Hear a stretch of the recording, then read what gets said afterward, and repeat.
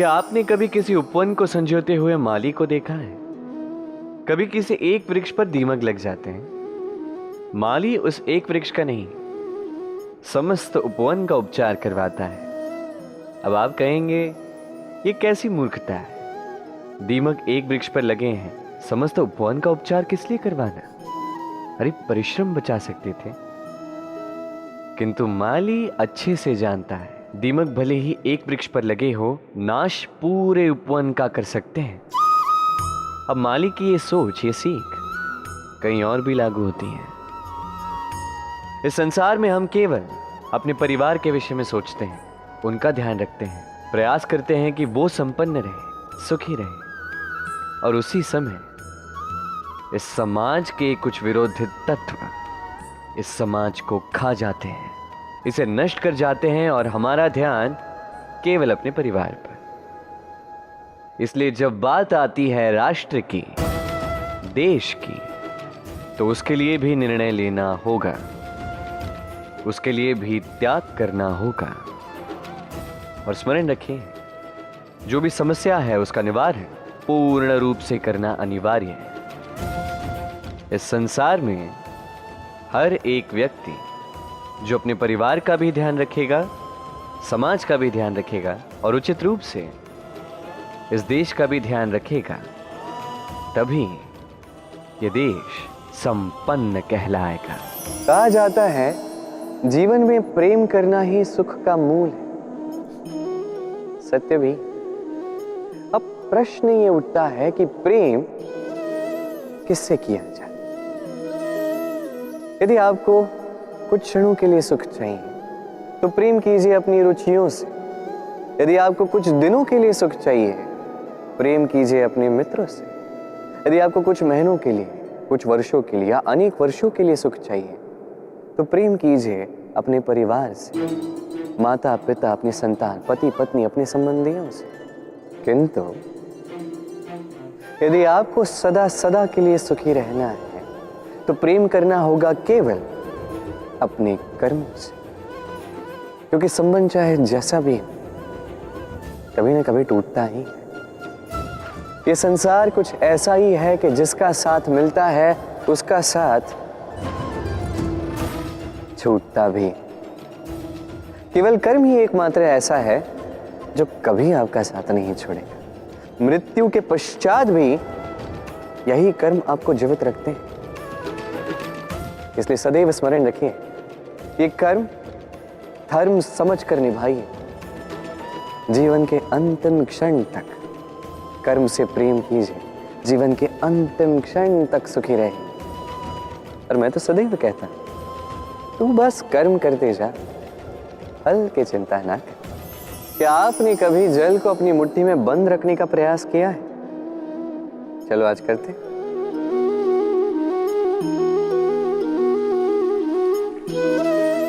यदि आप मुट्ठी को कस के बंद करते हैं तो जल नहीं ठहरता। यदि आप उसे ऐसे ही बहने दें तो वो अपना मार्ग स्वयं बनाएगा और आपकी हथेली पर भी रुकेगा। जीवन भी कुछ इसी प्रकार होता है, जल की भांति अपना मार्ग स्वयं बना लेता है ये जीवन। हर एक समस्या का समाधान स्वयं बता देता है ये जीवन। इसलिए जीवन में जब भी परिस्थितियां हमारे अनुकूल ना हो, हमें समझ ही ना आ रहा हो, कुछ भी हमारे वश में ना हो, तो हम हताश हो जाते हैं, निराश हो जाते हैं। और यही तो नहीं करना है। शांत चित्त से देखना है इस जीवन में घटित क्या हो रहा है। पीड़ा सभी ने भोगी है। पीड़ा के समय कुछ क्रोध करते हैं, क्रोध में आके पराक्रम करते हैं। यही तो नहीं करना है। शांत चित्त से बस वो समझना है जो ये जीवन हमें सिखाना चाहता है। जीवन सब सिखाएगा, बस स्मरण रखिएगा। कब प्रयास करना है और कब प्रतीक्षा करनी है, ये आपको समझना होगा। कई सारे लोगों के मन में एक प्रश्न उठता है मुझे और राधा को लेकर।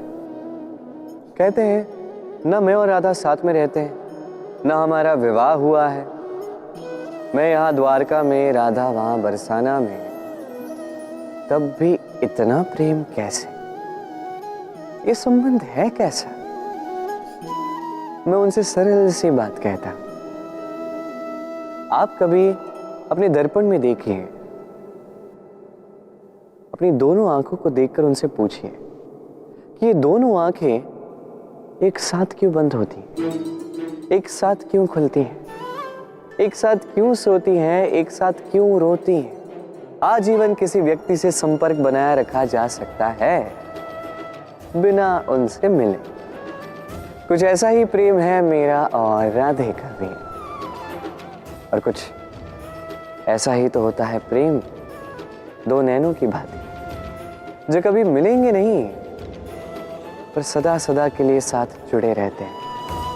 यही भाव निस्वार्थता है, और यही निस्वार्थ प्रेम आपको आनंद की ओर ले जाएगा। जीवन में सदैव निस्वार्थ प्रेम कीजिए, आनंद ही आनंद मिलेगा। पक्षी राज कहलाता है बाज।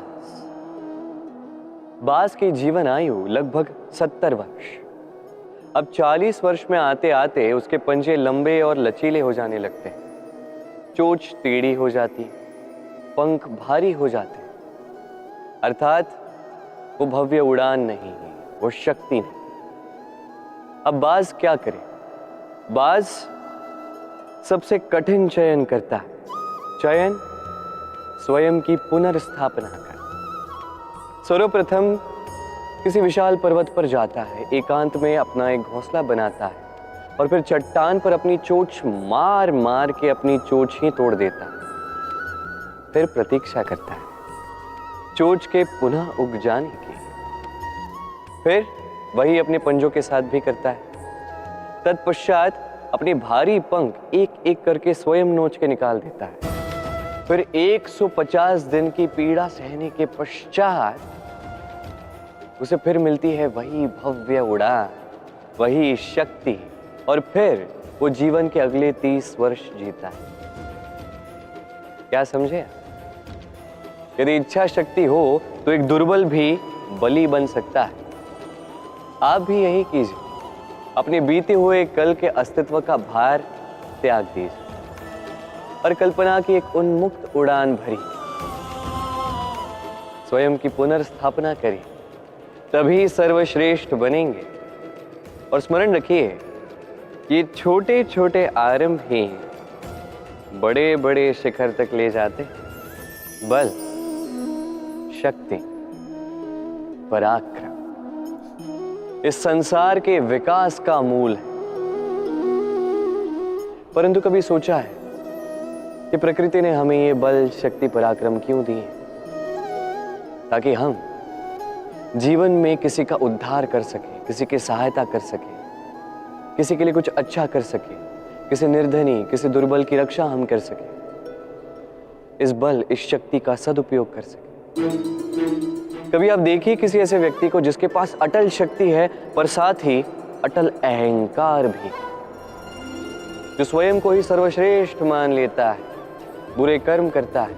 आप देखेंगे कि प्रकृति और मनुष्य उसे तोड़ने की साधना में लग जाते हैं। स्मरण रखिए, विशाल से विशाल पर्वत क्यों ना हो, यदि वो मार्ग में है तो उसे तोड़ के मार्ग प्रशस्त किया ही जाता है।